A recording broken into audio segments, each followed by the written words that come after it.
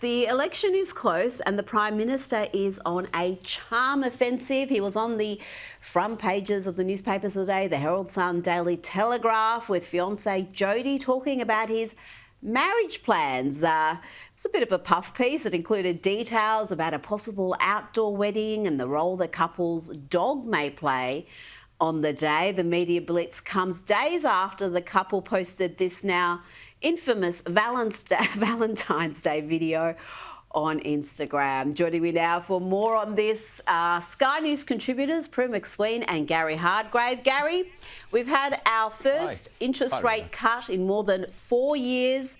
We're hearing about outdoor weddings and dogs. An election isn't far away. Yeah, I'm waiting for a close-up shot of the cavoodle corsage. You know it's coming, Rita. Look, anything other than the reality that an interest rate cut is not going to solve the everyday problems of people paying more for everything. You know, they might give you 0.25% reduction in about 10 days or a fortnight after the banks have made tens of millions of dollars. But let's face it, for a lot of everyday Australians, the price of fuel just went up. You know, the price of electricity is going up constantly. The price of electricity keeps increasing at such a rate of knots that nobody actually can keep up with the increasing costs, and it's killing industry. And I think that's the reality. So Albo says, you know, never mind the quality, feel the width. This is a pea under a shell game going on here, and I don't think Australia's going to fall for it. Actually, you know what? Frankly, a lot of people can't afford the kind of, you know, intimate cavoodle corsage wedding that he's talking about. So I think that a lot of people have tuned right out. It's going to take a lot more charm to get a, you know, tick from me, I can assure you.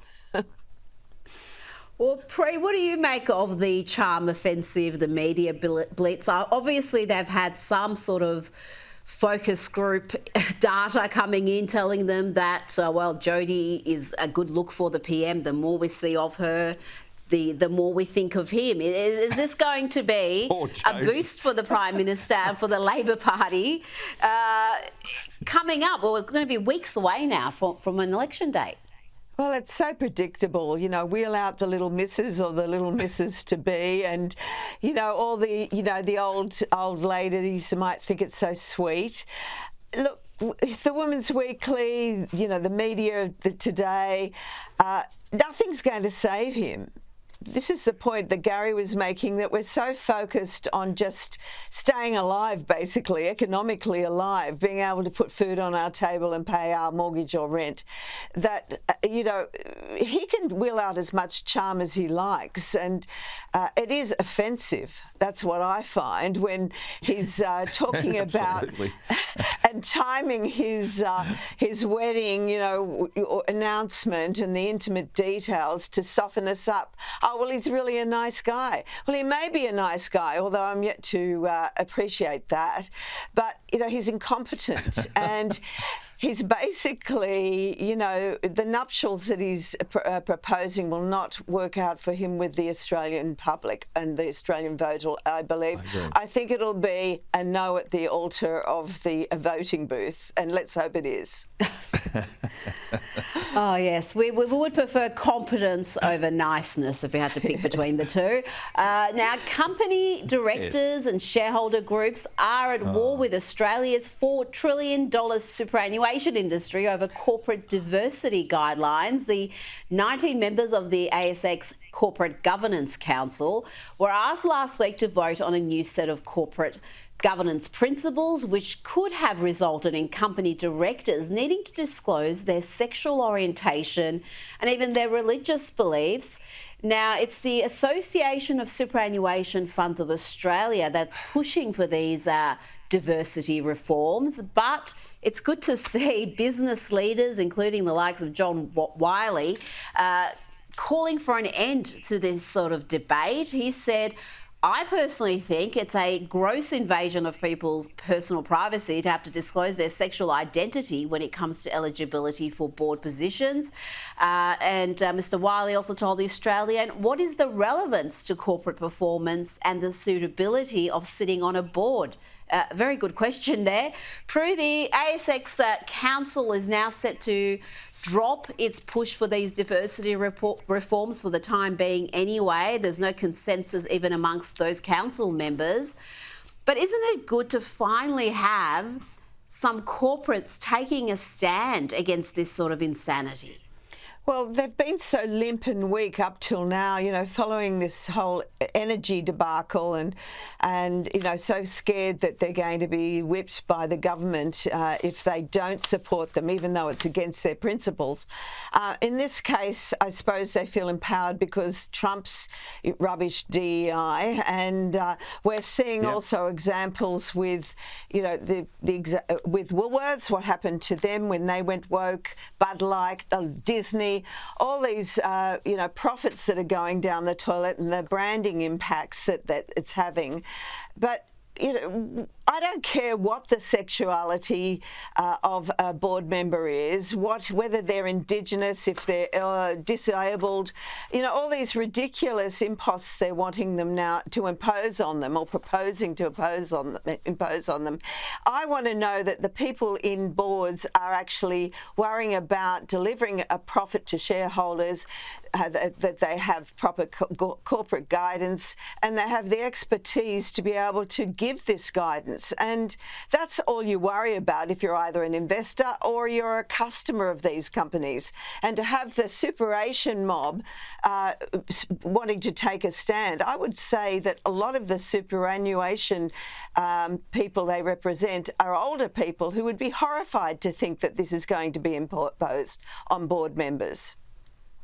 It is, Gary, the industry super funds are behind so much of this far left ideology that we're seeing adopted in the corporate world, even pushed by the corporate world. But Prue touched on Donald Trump's policies, his cut DEI programs, diversity, equity, inclusion, and it's seen a massive shift in the debate, even in Australia.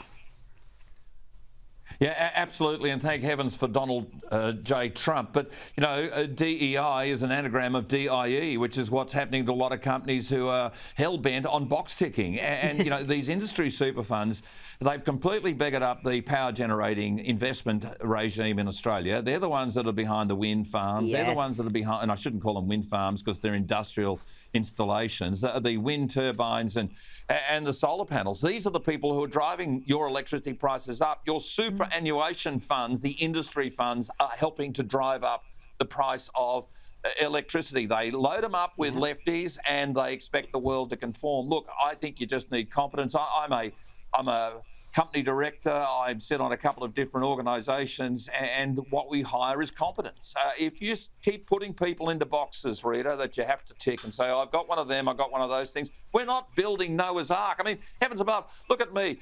I can't get any whiter than I am. I can't be any more male than I am. I don't think I'm as alpha as some others, but I'm just saying I'm a bloke. I'm an older bloke. I'm white. Heavens, I'm completely beggared, aren't I, under this regime? So you are the problem. On competence, not on.